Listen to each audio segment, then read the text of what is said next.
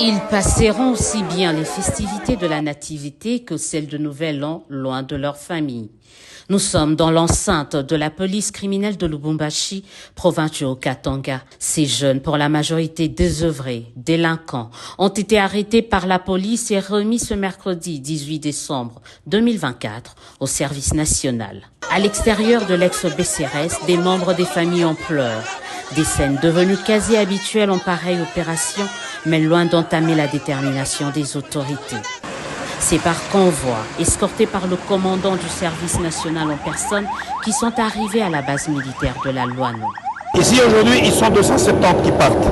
Je vous annonce que le week-end, nous allons faire 2 rotations en provenance de Kolwezi. Donc le week-end, ce sont les jeunes de Kolwezi qui vont partir parce que la province est en train de s'organiser aussi, de mettre la main dessus. 2 rotations vont partir. Non, ce n'est pas une prime à la délinquance. Parmi eux d'ailleurs, vous voyez qu'il y a même des volontaires. Il y en a qui s'engagent volontairement à servir au service national. Ce n'est pas une prime à la délinquance. Nous avons un programme, nous sommes en train d'y aller étape par étape.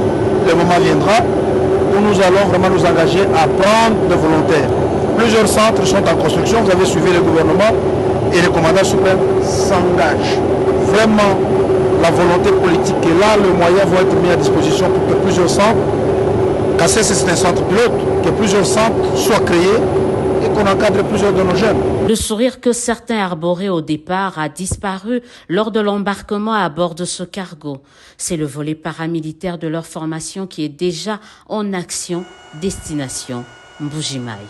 Mais est-ce que ces opérations sont dissuasives?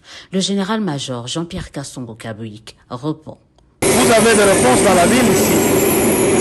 Vous avez vu lorsqu'on faisait le convoi, les gens acclamaient parce que les gens étaient contents. Les gens estiment que lorsqu'ils partent, il y a quand même la calmie dans la ville. Moi, mon humble avis, je pense que le travail que nous sommes en train de faire est en train quand même d'apporter des solutions à certains problèmes.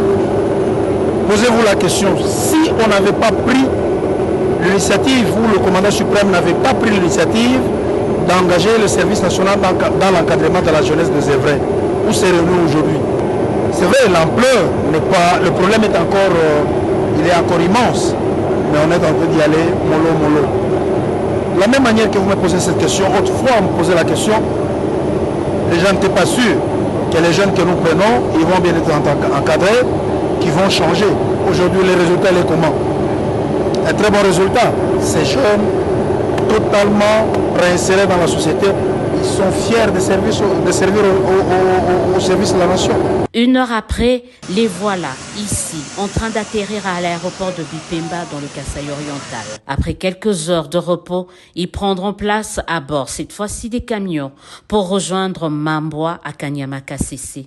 Ils y seront logés dans un des pavillons situés au centre d'instruction et de formation Félix-Antoine Tshisekedi, lieu de la seconde chance que beaucoup ont saisi et sont devenus aujourd'hui bâtisseurs de la nation.